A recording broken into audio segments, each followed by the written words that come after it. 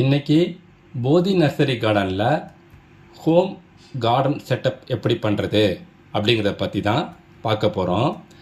ஏற்கனவே கார்டன் செட்டப்பை எப்படி பண்ணியிருக்கோம் அப்படிங்கிறத பார்த்துக்கிட்டே பேசலாம் வாங்க.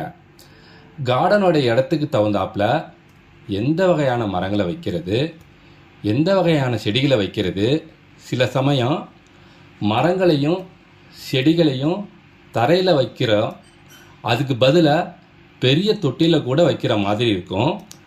அதுக்கு தகுந்தாப்புல எந்த விதமான நம்ம ஃபைபர் பாட்டை செலக்ட் பண்ணுறது, சில சமயம் பார்த்திங்கன்னா புல்வெளிகளை அமைச்சு அதுக்கு மேலே சிலைகளையோ இல்லைன்னா இந்த மாதிரி வாட்டர் ஃபவுண்டன் கூட எப்படி அமைக்கிறது அப்படின்னு பார்க்கலாம். பெரிய இடங்களாக இருந்தால் அதுக்கு தகுந்தாப்புல வாட்டர் ஃபவுண்டனை நம்ம அமைக்கணும். சிறிய இடங்களாக இருந்தால் இந்த மாதிரி மார்பிள் ஆன வாட்டர் ஃபவுண்டனை கூட நம்ம பயன்படுத்தலாம். எங்களுடைய முதல் நோக்கம் நாங்கள் வச்ச செடிகளும் மரங்களும் எத்தனை வருடங்கள் ஆனாலும் கூட அது இறக்கக்கூடாது அப்படிங்கிறது தான் எங்களுடைய முக்கியமான நோக்கம். எங்களுடைய கூகுள் ரிவ்யூ நல்லா இருக்குது அப்படின்னா செடிகளையும் மரங்களையும் குறைஞ்ச விலையில் கொடுக்கறதுனால மட்டும் இல்லை, இடத்துக்கு தகுந்தாப்புல எந்த செடிகளை வைக்கிறது, எந்த மரங்களை வைக்கிறது அப்படிங்கிறத முக்கியமாக கவனிப்போம். கார்டனோடைய இடத்துக்கு தகுந்த மாதிரி எந்த வகையான மரங்கள் எல்லாம் வைக்கலாம் அப்படிங்கிறத கூட இந்த வீடியோவில் மரங்களை பேர், எந்தெந்த பேர், எந்தெந்த மரத்துக்கு எந்தெந்த பேர் அப்படின்னு கூட சொல்லியிருக்கேன். உங்களுக்கு ஈஸியாக புரியணும் அப்படிங்கிறதுக்காக. அதே மாதிரி கார்டனில் செடியை வைக்கணும் அப்படின்னா எந்த மாதிரியான செடிகளெல்லாம் அதுலேயே செடிகளை 2 வகையாக பிரிக்கலாம்.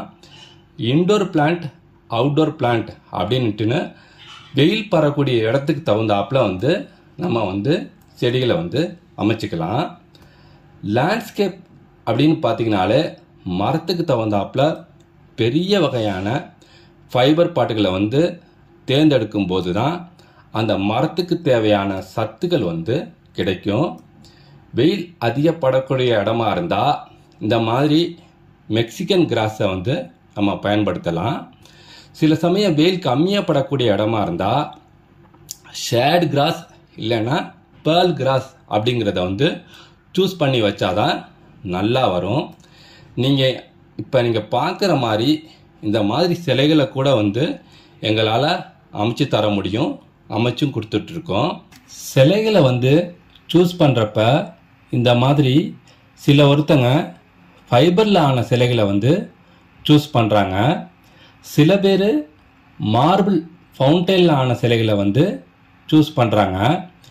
ஆனால் ரொம்ப பேர் என்ன பண்ணுறாங்க அப்படின்னா இந்த மாதிரி சிமெண்ட்டில் செஞ்ச சிலைகளை தான் அதிகமாக விரும்பி வாங்குறாங்க. இப்போ இந்த குளோபல் சிட்டி அப்படிங்கிற காலேஜில் 10,000 ஸ்கொயர் ஃபீட்டுக்கு மெக்சிகன் கிராஸையும் மரங்களையும் அமைச்சு தர சொன்னாங்க. செஞ்சு முடித்ததுக்கப்புறம் அவங்க எங்ககிட்ட சொன்னது என்ன அப்படின்னா, எதிர்பார்த்ததை விட நல்லா வந்திருக்கு அப்படின்னு சொன்னது எங்களுக்கு சந்தோஷமாக இருந்துச்சு. திருச்சி ஹோட்டலில் கூட இந்த மாதிரி புல்களையும் சிலைகளையும் அமைச்சு கொடுத்துருக்குறோம். இதை பற்றி நிறைய நியூஸ் பேப்பரில் சொல்லியிருக்கிறோம். நீங்கள் எங்களுடைய வெப்சைட்டில் இதை பற்றி நிறையா படிக்கலாம். நன்றி, வணக்கம்.